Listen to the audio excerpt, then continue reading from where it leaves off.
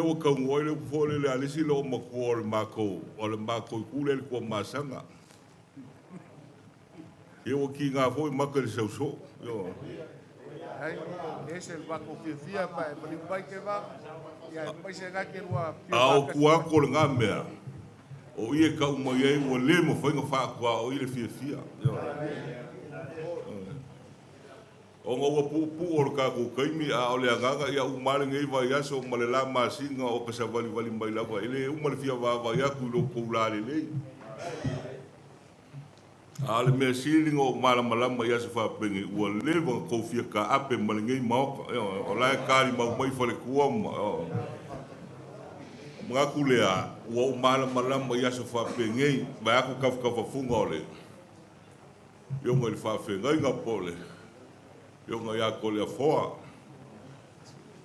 ya pole fionga fo ya kuala ya pole fionga ya ku mlonga winga ma ko fo mbol milongea ile kausa iria ngi nga suafa yo o besa sa wo ka ku ya sola o le pule le kaukua ora ke mingi a ka milongea lo nga winga a ko uma ya ka me ka wo mo le ku ya va kulale o yo ngai kai ao ka funga ole ia ole kama fa sa fo le langi wa le foi fe au o ia fo le foi la kusi ao e ka le sia so fa kasi u mai lunga ia ki lagi bele o kai kongo ese fa mang ya ngale ku ya ka ko o la ka o ki lo ka fi foi fe au ia ka ke le o le mau lunga le o ia le fa fe ngai nga ko le ngai kai ao o la fa pu sa maku kalangoa o le pea mo vai kangu ko vai ala fo nga vai usu ya mo ka fa penga nga fio ka mal fa le fa pe fo su ele alo le male ko e maku ale ku ul ko singa ko fa mo le sa fo inga ai ele ka ko nga fa pe e mo ka ave ku po le ku no o ki fa fo le ngai o le malai o le fa ku nga kangi o le kum mo nga fa penga nga li po ia le ko fa e sa ili ai le ukanga wa sa moama la ka poinga o ngai kaya o le sa makulaunga wa la le ngo ka ko ya la vea o le su pa le o le ku o wa le po yo sa fa pe fo sa mulau a ki pongi mo le fa sa le ngai le o le ku o le fo ya ka o fo yo ese lu pepe ngai kaya o le su aku su ngal fa fe ngai malo lo malo yo le pollo la nga malo se wasa ku mfongo yo kausi la kaua ye fa pe fo le fio ko kuala o le ngai kuo ya o ava nga sua e ko ngai le upo masengi ka ko ikele a ka kaka ela le a o le angoliu mo le au le ngai ka ya o ya ola le o sa ma ku kala ngo ku la masengi le fo sa ka ku filo ile lava yaso ia ngu foi a kuele o se mele le mo makai sa fia kala ngai o le mau ngai o le mau ko ngau i ngale ko fa yo a foi le ko fi le ku ngu la ko fi ngai ka ile ku ngu ia fa ki le ole la me la ko fi ga me la le ole ngai ya so mal fa mo le fi mai o le fi ngai ya kwala po le fi ngai ya ku lim ia po le fi ngai fo ya ko le fo ia ole am pasa le fo yo o le ko manga i la kungu yo ele fesiringi ale vai ngale a fo ile ke le o le sa o le fionga ya ko le fo po le fionga ya kwala ile ko manga nge sa mo o ia le o le fa penga o pa u ile le lulu le la o le ke le o le fa penga o le ke le o mo lo fa penga nga ala ese mai la ngafso sangi mela le ya o le nge ya so ya o msalo nga o ngo fale ya sa ku ya ma a o le alo le fio mai ma le fio feilo i mai ia eu mai si avakule fio feilo ia ku le fio ngai le li pale bia e fa pe foile pa i o le malo o ka mga kule ia o le ase i pe ia o le ka ma foile le ngalu langa fa mala manga foile le iska mai ka o ka fisili o le ka ma foile o la le minga sa umala wa fa ele se me yo nga ko ka ma iro ka ma lo e saula mal faka ai le faka yo bela nga o ma ko le fa ya la ko nga saulu nga A o le fio mai o le o ko le fo e fa pe fo le sunga le fa fenga e o mai e la fo aku e le nga ko le fa mongianga a o aso ki ka ku ki fe mori ka ia me alofa yo wa fa popongi aso o le kua so folau yo o le wa singa le ngalu o ike fo ngwala lo o kaya o e nga ia fa penga fa ka ngur ka ko fa mo mo ai au nga fio mai mai ngai ku ka ko ko nga malo ia va ku sa ma ko me alofa wa le kula mai o ka ko fo nga malo yo ma ko fa pele ya ngi kele se kala ile nga ngele le fio mayo wala po ko le fo po le fio nga ku o le fa lo longa le ka wala ku le ka ma le ku le fio nga le di pale mia ya e ko lu fa kala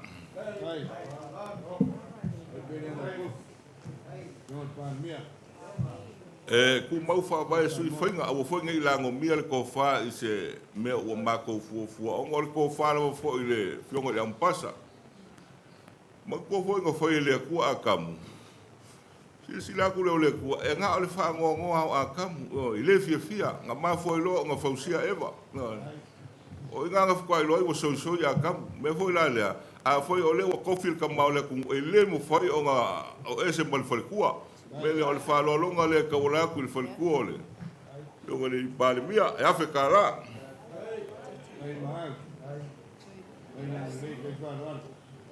ko lupe ya ele ko ngama le lai ngai le ko po fo ile sile sile le ko ya mama fo fo ile venga ngai ka wabe ela le ya le fa lo longa le ka wala ku le ufio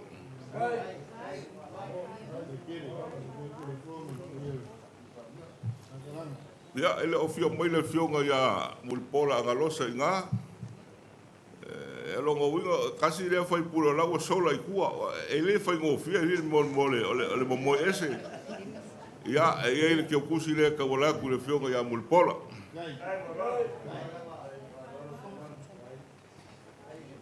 ya au pa au ya ala o fionga le fonga fikala le anga mako fo ya o le kofi le mu mo le maka ngo fio le mau ka nga wo yo au me le ya al fa lo longa le ka wala ku le fionga le fonga fikala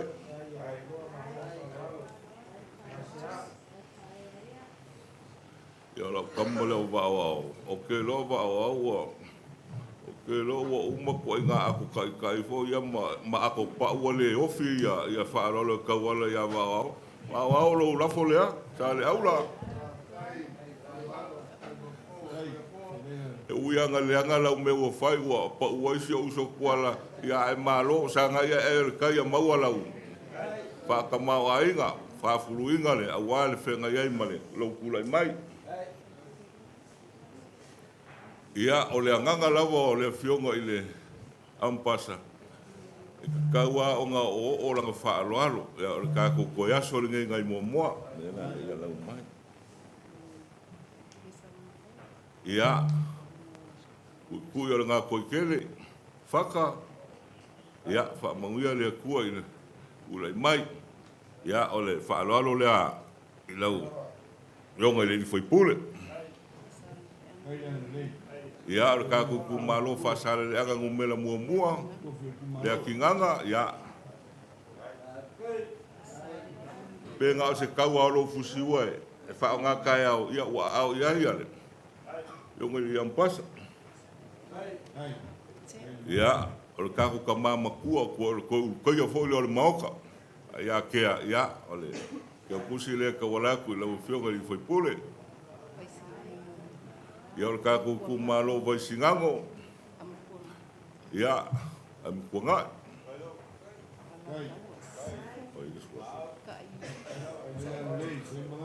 ia lenga ia kai kiki yo ngai li foi pule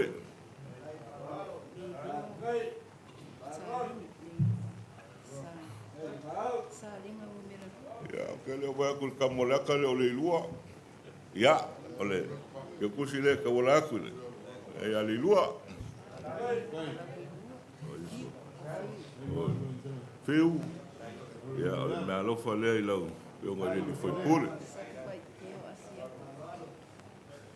ya kelenga ya asiak ale vai ki mo vai malai le si wow ya le ngai ya le si wow polauli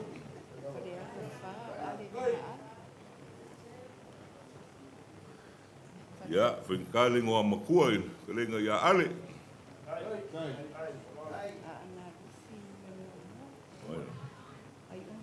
Ya, le fionga le. Ya, ai ongo. Ai lang lei. Ai whananu.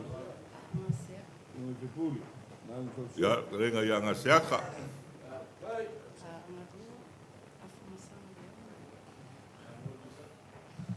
Ya, ngā fōa kula i maile. A mga whaika o le ngā make malole, fionga ia whamasanga. Ya, o le whaalalo lea, ka walaku i lau. Mai kai whaipule. Ya, whaikaka ma lea ngā lea lala, muri vai malalo koe le kua sa kuala, kalenga ia. Asikalup. Ya, ale kumalo lai ngā malosi le, kalenga ia ngapu, le fionga ia ngapu.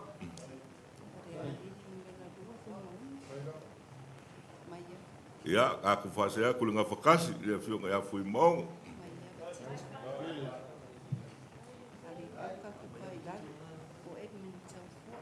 Ai au ngā hoi mengi o ka malama i le whaasolongo i kumalo o ka ika ngai e le i ola i ngai Samoa ia ale au ngā le ole me ole whila i so me malama le le ia i le ia ale i paka i kupai lalo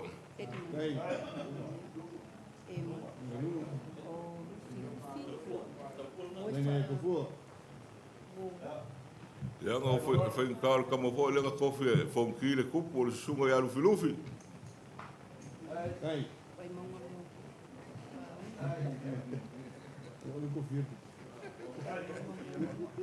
ia le ka ku fase aku le kumalo vai maunga ngo ia paunga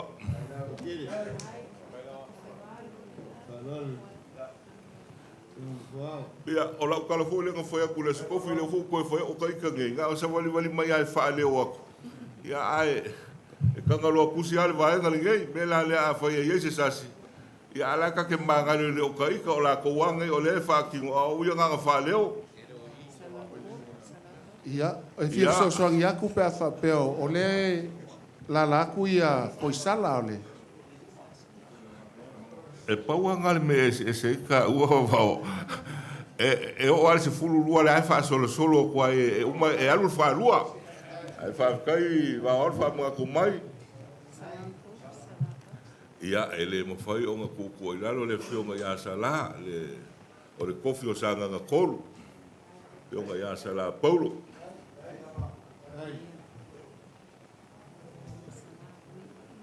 ia o bui inga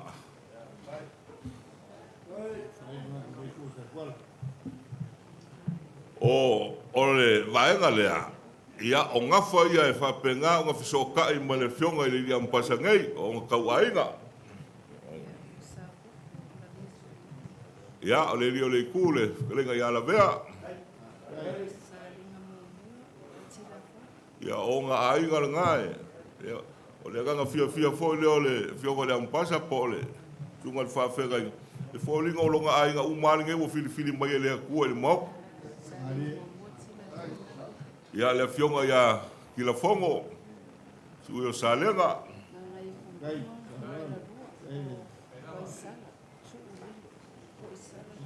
ia fo sala ulilo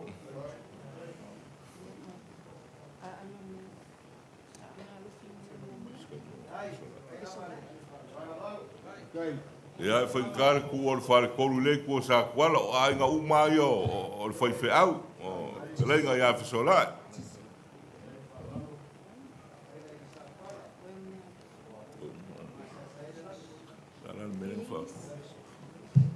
pa o ele mele sa e fica lá mai ai fa mole ele mele sa e fica lá mai ai ke wa u ya mako ia io e nga o fa manga kukulaga ke lo pe ngala sa a foi ia se me o pau ia ele ia lape o kai o fa pengei ma fuanga fo le nga mako fe ku nga ia ile e vai nga ia o nga mako a kongo ile la ka polengi mai nisi vai nga o le o ia sa mako o le lima afelea o le moli ako o wale ka ko vai nga fa fai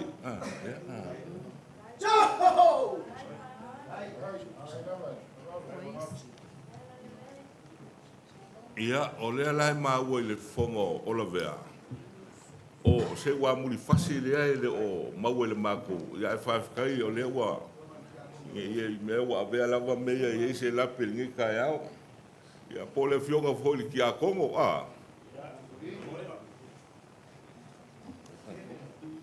Lea.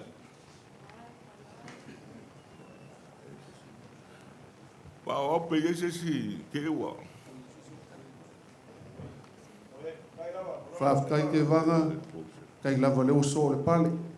I oe, ka ke musua e whai ki o inga ka koa inga o mga whaangaro inga le. Kia kongo inga, a le wo mai, whawhikai. Kai lava Whawhikai. Ia le mea mali e fo lenga wha mga kumoi lea so fo lenga kako fisila whai e ngi o le kapua inga. Ia ngō walwale ngā so molo uloa o lea la I le kapua inga. Ia e manguia mea lea kungu ia o lau kou kapua inga. A le lau whakuia o kou. Au gen ka apel kako camp. O se aso whaangoa le ia o kou. E sa. O la le koe mogo le ngai whaamongianga. Me lea pe kofi al kako malo, fongo le kako kapengi kai kou ke iai kai le mau kai kia whau ia so E maua ia whaamongianga whapea. Me lea o le whaalalo le ia ki o kou kapua inga. Ia, foi mai sa mako whaamkalanga. Ngi kai au, ia, o le ngā ua mako whaaleo aku le. Mafuanga o le fio mai o le. Whaafeka ngei po le fio ngofoi I ampasa. Ia po le whailau kusi au foi o e kalesia I. So whakasi au kilangi. Ia o le nganga ngama le fua kaualunga o le au foi le mo le mangulau ki ngā mafua ngofia whilo I mai. O le nganga me ma le nganga whaafikai. Wakali au ko whaaku ngā kangi. O le wakali le kua wale. Moe moe o le kako o kungu. Ia o le nganga le mafua I o ngā whio mai o kala mai au. Su mai foi ko inga. Su mai whaafenga inga malo lo mangu malo. Ia whape foi le pia la sinasi o le ngai kua o le kako. O pea ko foi ako sa mola vo yo le ainga. Ia maua lau ko wha kamau ainga le kua. Au kupu fulo le senga ula maua le ko wha. Wale whenga e mo kiuke o whapenga o kofi ai. Wale kai inga o le kako malo. Ia e whape foi a whaalufilufinga wā kula koa mo. Wale o polu kofi o lea kungu. Ia, maua lau koupenga launga wale. Whawhenga iei. Le ngako le mauka, ia alu kapua I ngā Samoa. Ia, li umaili vai o si ngā whakulua. Ia, maua le kou whai sunga I whawhenga inga. La kou o. Kama whaasau o le langi, o oforo la kou soifua. Wale a kua molonga whinga ngalo. Ia, manguia foi le. A fia ko le ngai kuole. O le ainga pe o ngā mako. Pia whilo I mai ngai kai au. Ai, pa wala ufesiri. O isi ko inga lea. Asiaka, e sa o asiaka lea. Ia whaafoka le nei mai asiaka. E ki asiaka I whare koi. E ke lua ngofo mali kenge lea wa. Le ke makai le mase. E whaafoka mai loa wa ukalangoa. O sale mulianga, e ke kaupua I le launga ke vanga mai whale, e sao lea? Ia, lele, ia, o lau lafo lea. Ia, wa uma maka opu, manguia le kai au. Ua whamalo ke vanga. Se ua se makangi angi mali e alo fufonga. Vai aku le fio mai o. Ko le foa. Ia, le urmunga. Le mpasa. Ya, me se fo kuala malonga fal se fulu. Ai. Ola fo al maku o soli. Ai ale sul sunga le. Fa fenga inga malolo mang malo. Ya, ngale fo e la mai la vea o le di o le ku. Ya, mai se po ia mawalunga o ngai ku fa peda. Se o le liu. O ngelava ya sale aula. Ya, mai se fo I pule ongo. Ya, po se kasi fa le ang kong winga le. Whao kanga ngai kai au, mal whalo lava. Ia, sale aula. Le ngau awhe aku. Ngai lea mga ia le whao kanga puleongo, ia whai kauinga lea o leu mwenga. Ia, o wheo iai le whao kanga, ia e mea sau wha mungianga, mal whalo lava. Whawhikai le muenga le mga kumai. o la ua kakala le moe ngā lafo le whakalainga ia ke vanga. Ma o le mākou anga piko ngu, pele o se mākou whaamkalanga. Alo, manguia lau launga, whaafkai foi le mga kumai a puleongo, ke loa ua malie umanga i o mākou uso puleongo. Lafo aku ia kumua, ki rua whaafsanga i le le ia ma ke vanga, whaafkai le mga kumai, manguia le malie lau kia. Haftai, ia ka po mai a ku nga ko ikele. Fatama, filufi, la ngailu ke alo el faafsenga ngo ka ko seleng. Ia, haftai. Ke vanga ele kau faafuluinga fulul singa ula ile ngei kayao. Mai kau aku ile papa au mai ole. Le ampasa ya po le milionea sioka ko o lo o fa peo nga fenga e makiu ke mo faiva a fa ya ku fo e fa ka o le sunga le fa fenga inga ya le anga fa ka o kama fa sau le lang ya o le fa la kusi ya o so fa kasi ya wa lava le mol molinga fo yo le finga ngalo sa moa ya au fa ya ku fo e fa ka o wala malo falsifulu o kuala kamale langi nga masa e saya i le langi. Ko le foa ia o le maku o le usoli. Ia o pa ia o ngai ke kausi ke vanga e pe o ngai le ngai kai au. E ngai whainka o le salmulianga. Ke kausi o fo i pe maulunga ia kuala masala. O lele e papa au le sunga le whawhengai nga malolo mang malo. Ka kalo awale manguia o Samoa mau nga fai valo fi ao waka ao malelu mangai ala kai mai le fkalainga ya levea o le ali o le ku o le pai la vale awa sa o fa ainga sa o malau ya lo fkalainga levea ya mai se fu le ki pongiu mal fa sau o le pule aya pa ia mau lunga o lele o malu ko we i le ngai kai ao le ka ko felo ai ya ke vanga ele se la unga lul muenga la nga e fainga ka o le sa ka ko fisilo fai foi ya se aso ko nga o fa lo longa o ku maki o ku ma o lunga lo ko wanga le ai fa fe kai de lo fo le ku le ampasa o le sila ku le vanga fa u fai kai ngange le pai o kalanga le wa le fi mai o fon kalai le sui kai fongo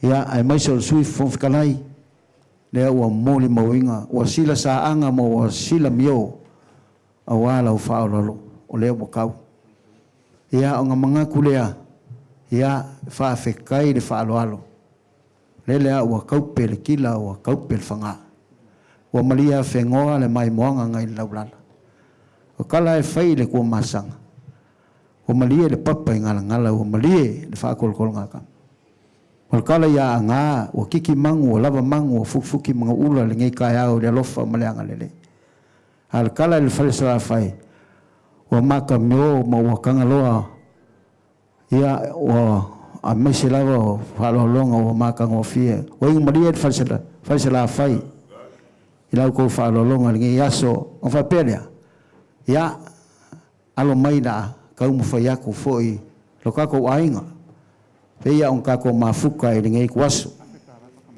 ole faka mali i ngai kasi da fe kala ol ko fai ngai ku ol kako ainga kasi da fe kala ya e wi nga pi kia mo mawala ol ko pase sedea e lua fe kala o le sunga ya to le foa o le whawhengai ngā e li maselau tāla lau sunga le whai whiau malolo mang malo e tol se lau ke vanga whalongo kwae pilo si ufongo ko le foa whawhisi e whai o le pāu ale matu ya o kala fe ngai lava lau fe kala awale foi a mawalunga le ampasa le fionga ya kuala le fionga ya kula foa ya mai se foi le sui fidia o le failo kusi a waole ya wala vale loko ku fakasi ku fa pelea o lo la folea lima se lau kala ya alo fangia de ku pulpul kele o me wo fa nga nga le ngai kaya o ngolo ko walo lofa ngolo ko kiki fai kama wal va fa fai e winga le ngo foia ngo fo ka vika fionga il laudi el mali ko fionga le pale mia fidia le lavo o yesu o kul mavave ya wa fo le sida ku ilo ko fa lo maulunga ya lo fangia de ku ngai yasu fa mo ngol va fa fai mo la so ka wal fa ko inga ka ko kalo ya ko mai mangu ya mau afalo fue ku maki elo koko o wal kau singo ka pau alo fangia le fionga le ampasa ya mo alo fingalo o ku pupuinga fulo le senga ula i mo ka upsidi o kala lei ia fa peo nga fa au penga ngai ia ka ngaka umoe wala ko ilo masa idi le kua manguia le ngai ku o ka ko ainga ia li liu mai ngai ku alo fangia le fonfkalai lo fangia foi le sui kai fongo ai mai se le sui fon fikalai ku sai el kulanga ka ko maf ka fa pelea se ila fo ku se mai se fa mangianga ya mai ka ko kalanga lea ya wa fo ile ko walo faiva nge yaso ya fa tai le lumoga ya le wa ku wa le fikalenga tanga ile o se fo nga fa le pale o le fo fa ki wa au mama o la fikalenga pe a foi ngo kalangwa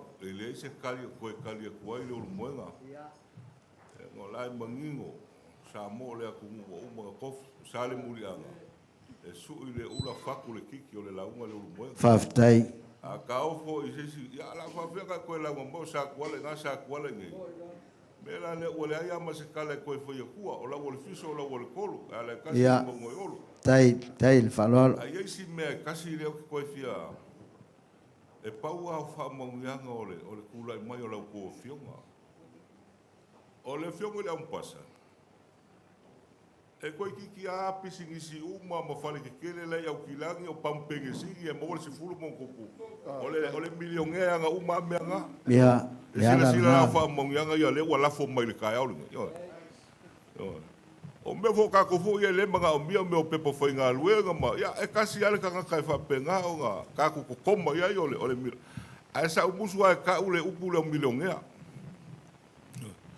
ya wa ya fu e ka nga pingi e pa fa pe mong o le milionea a fa pe o le milionea o le su mai ko inga le fi o ku ala fa pe foi le ku wa ya sa o fa mu sa mu la le e fi ka le nga le e ka kaula nga mong ya ka ko upu ele fio se milionga ma ave kupe ia yo mele nga le go ka le fai loa ya nga le mau mai nga le a foi la mongo le milionga ele ka lia le milionga le ale o ka ko fa lo fa kai le fa lo ko foi ya kule se lengi kai le fa lo la fo lo manga wale asu ka ya fio nga le ampasa ya mai se foi lo ko ku ya o sila fia uma sa mo e pela fa le ke vanga ai kelele ya fa lo alo ka ko ainga o fa pele le lu moenga ya o le fa fongo le o la ufkale aftai taile fa lo alo ya o ma ko po foi mai ka wa nga ka ko fa ngo mangu ya mo yo o le so fo le fionga le pale mi fa pe fo su pale mi ma le fo ufkale po yo le ma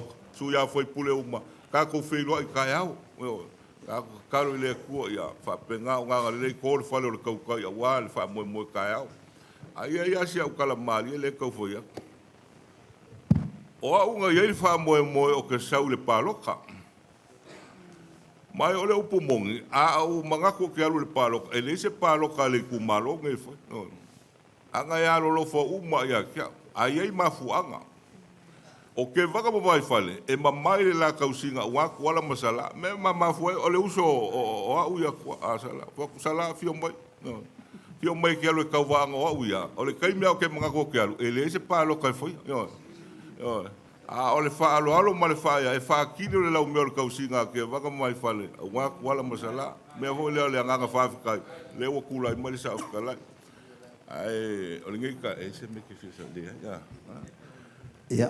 Ia, ala ka ko fa Dei penga ai fai. mo ku malakai e whaukanga ke vanga sa o lele a oe. Lea ua o mga sila fia o malvang whaufai. O lo o oe ngā mawhuong ku lai sala. Ia. Ioe, e le lilo i lalo la ngā ulanga. Ai la whaku le kalanga lea whaumole mole. Ia. Ia, o la fo se. Se ko whai le kalanga lea. Ia awalo ko wafio mai mkala mai au. Ua whamaro fitanai le umuenga whapena foi lau wanga fitanai ia lau fitanai inga te whanga. Ele whaumimi se mātou tāla. Ona o le tapua inga le whionga le teitai. Tātou le mafuta mātou te whanoinoi atu, whamari atu. Ia, o le no foi enu fo ta vita. E tawa ono mātou whono whapira nganga tumu le whaftai. Sa nganga lau fio. Mai se, ia, lau sunga le whawhenga inga vaiane pa iyo swafa to le fo ya tuala ya me se foi swafa tu lim tu lo wale tasia walas yo launga luenga lofa wa Samoa ya fa tai sai di malo ina tunu tu mu palang awane fa dia le anga le leo le tu ya le lo so fo finau ile ngata le tala le ya le tina e mo ta tu tangata Melea, ia manua maua mata wa manua, mole atu ngang whaftai tele. Sa e taua sama ia ile amatanga lo nofo inga le nei, wa mawai atu. Ile tau mwhai ia, tau mwhai lava. Leo tali whaalo alo le, whaali ali le atu. E hala le tātou tūlai mai. Ia tātou tālia lupe manuia. Aisea, ene e so swanit whai ngā malo i lo tau mwhai. Whina melea, ele titi le ngang whaftai. Whio mai ma, tala mai au su mai foi, sungan whawhenga inga lewa, whetala i atu, leo muenga whai ma whonga tau mulu nei talanga. Au le ngang whaftai, ia, tātou ngā lulue mulu manai. O nei o tātou tangata, ia, lewa, tala i whamatafi te vanga, iu so mātou nau ta inga le nā, lau sungan whenga inga, ia, sunga i whawhenga inga, mai se no wha Ila talanga wala fitalenga te vanga, san mulianga. Ia. Ia, tātou awele iuta, tātou whilo i tai au, manuia le nei aso, le ngang whaaloalo. Lalo la kako kiu la kasi, mangusinga le soale sa ngwanga koe lupe, o la kako whapeo ngā whai. Le fo o le kangomo le sa ngwanga kuka whai ko, ia le fo whafongaku le. Pionga le ampasa o kako whapeo ngā whai, kāre soi fua kai au kako whilo. Le wai whaalongolongo mai la vea. Ele fa pe fo la ufa ilole asiaka le melea ele fa pe la ufa ilole milonge ngo fo le ngi usila fa ma o lo walu ke ka la fu o a wol fo yel menga ya ala ka ko fa pe gang foi o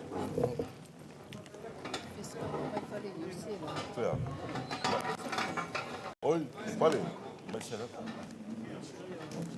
vale